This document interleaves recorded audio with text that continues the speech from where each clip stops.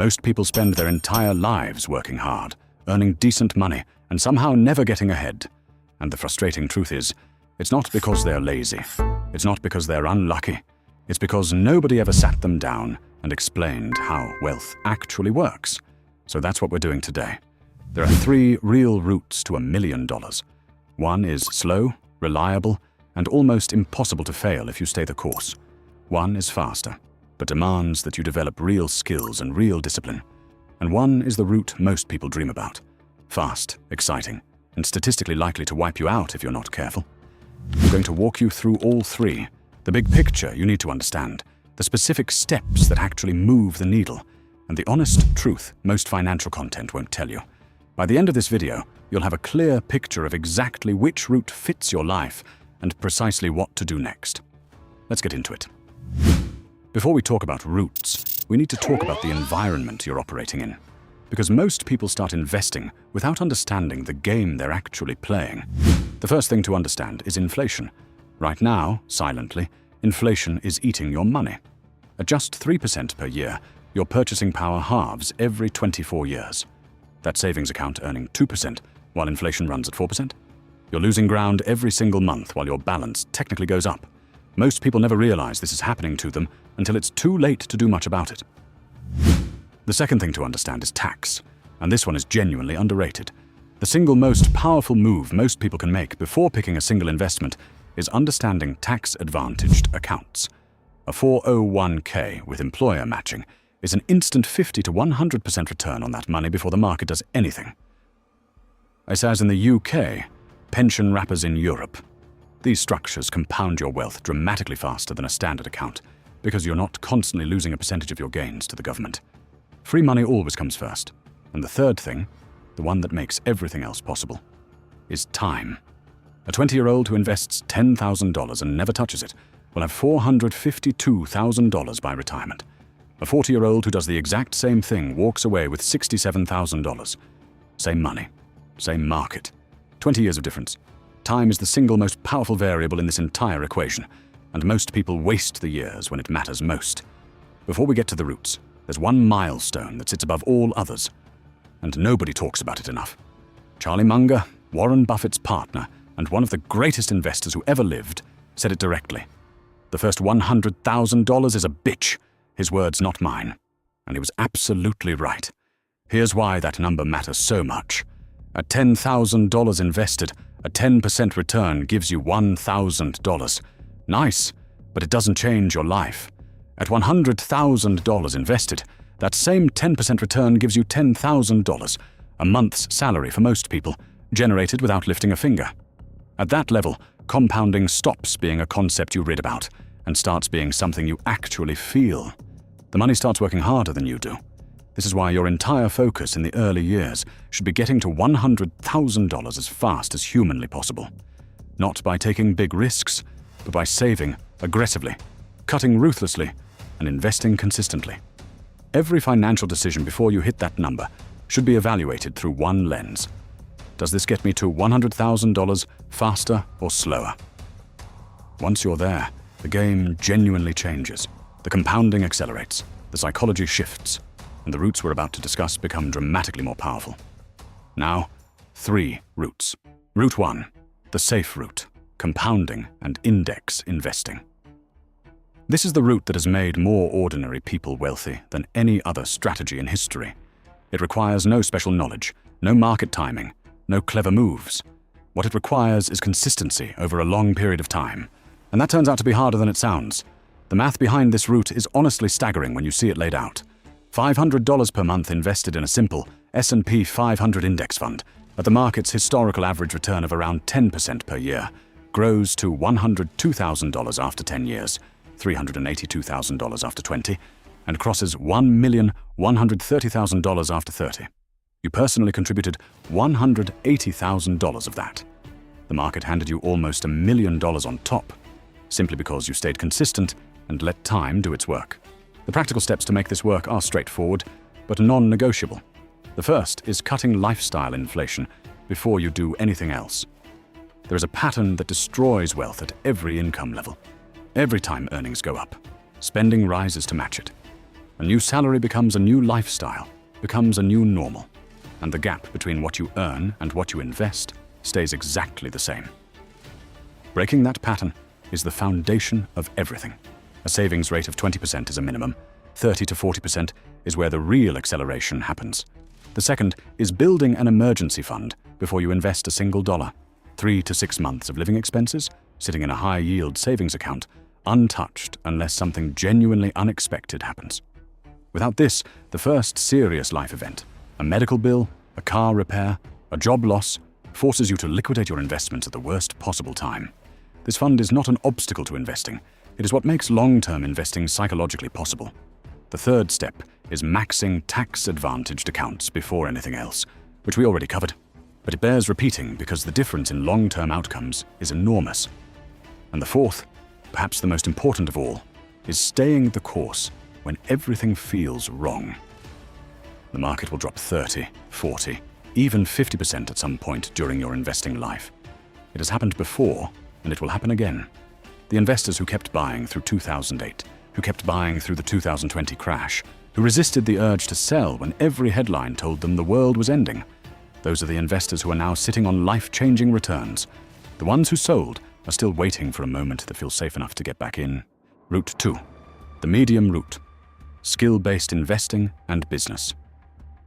If Route 1 is the reliable highway, Route 2 is the faster road that requires you to actually learn how to drive. The destination is the same, but you can get there in 10 to 15 years instead of 30, if you're willing to put in the work to develop real skills. There are two paths within this route, and they're not mutually exclusive.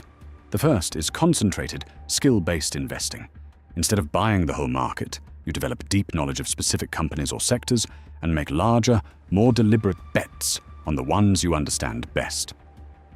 Warren Buffett's most repeated piece of advice is never to invest in a business you don't understand. Not because it sounds wise, but because genuine understanding is what allows you to hold through volatility instead of panicking and selling at the bottom. What this requires, practically, is learning to read a business. Revenue growth tells you if the company is expanding. Profit margins tell you how efficiently it operates. Debt levels tell you how vulnerable it is to difficult conditions. Free cash flow tells you whether the earnings are real. Those four numbers explain the vast majority of what you need to know about any company's financial health, and yet most retail investors never look at a single one. Beyond individual companies, understanding the macro cycle helps enormously. Different sectors perform differently depending on where we are economically. Defensive sectors, utilities, healthcare, consumer staples tend to hold up in downturns. Growth sectors, technology, consumer discretionary tend to outperform in expansions. Knowing roughly where you are in the cycle and positioning accordingly gives you a meaningful edge over time. The second path is building a business, and this is statistically the route that has created more millionaires than any other. The overwhelming majority of people with serious net worth built it through ownership, not purely through investment returns.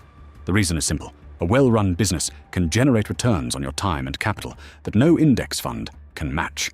The core principle is straightforward. Every successful business solves a problem that people will pay to have solved. Not a clever idea, not a unique product, not a passion project. A real problem with a real customer willing to pay real money.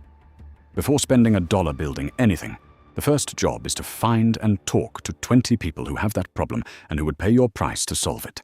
If you can't find those 20 people, you don't have a business yet. You have a hypothesis. Starting with services rather than products is almost always the smarter early move. Services require no capital, generate cash from the very first client, and teach you, faster than anything else, exactly what your customers actually need. Most successful product businesses started as service businesses first. The financial discipline that separates businesses that make their owners wealthy from ones that just create a stressful job is simple in theory and hard in practice. Reinvest aggressively in the early years, know your unit economics cold, and resist paying yourself more than the business can genuinely afford until the machine is truly running.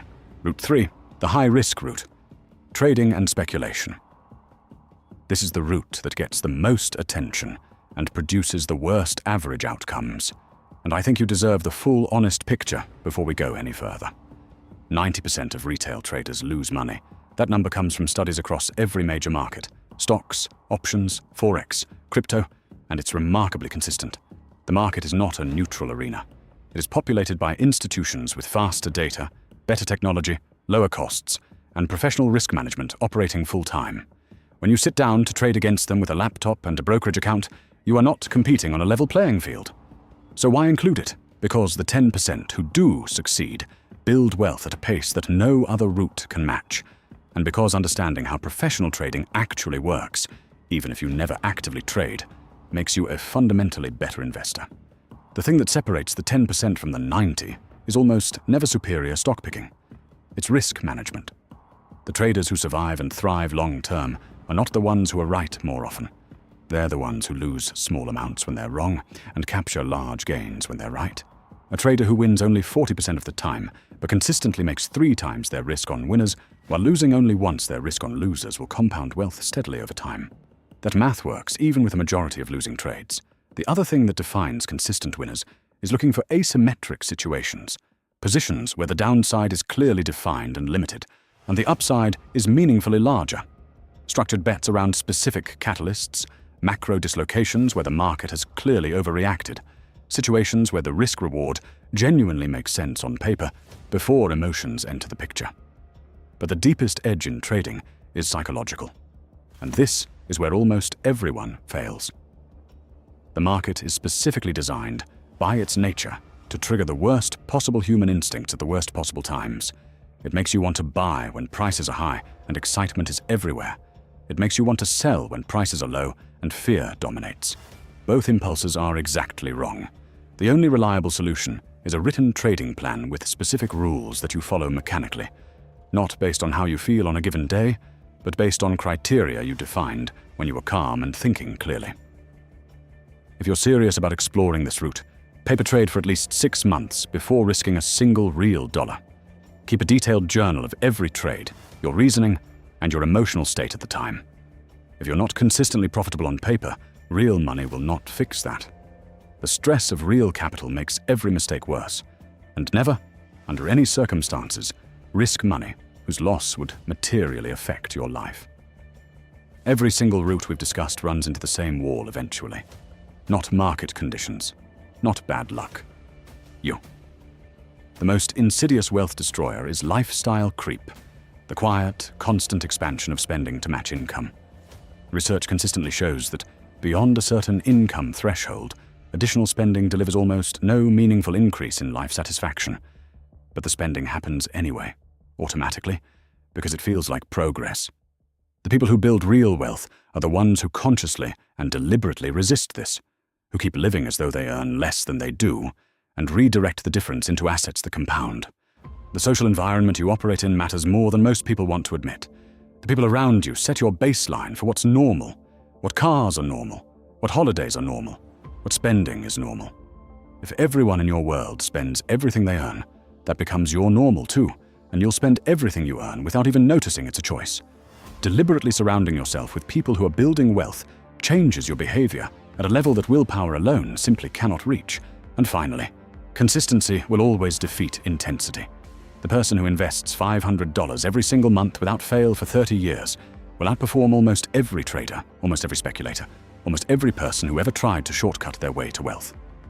Boring, consistent, compounded action over time is the actual secret at the center of almost every meaningful financial success story. There is no more glamorous version of this truth. 3 routes, 1 destination, and 1 milestone, the first $100,000 that unlocks everything. Route 1 is slow, reliable, and almost impossible to fail if you simply refuse to quit. Start as early as you can, save as aggressively as you can, and let time do the heavy lifting. Route 2 is faster, but demands that you show up as a serious student of businesses, of markets, of your own psychology. The returns are higher because the work is real. Route 3 is the fastest and the most dangerous. Treat it like a profession with strict rules and defined risk, or don't touch it at all. The smartest approach for most people is all 3 in layers. The safe foundation, running constantly in the background, the skill-based route developing as your knowledge grows, and speculation reserved only for money you could genuinely lose without it affecting your life. The million isn't the hard part. The hard part is starting before you feel ready, staying consistent when it feels pointless, and trusting a process that pays off on a timeline longer than most people are willing to commit to. Start today. The version of you 30 years from now is depending on it.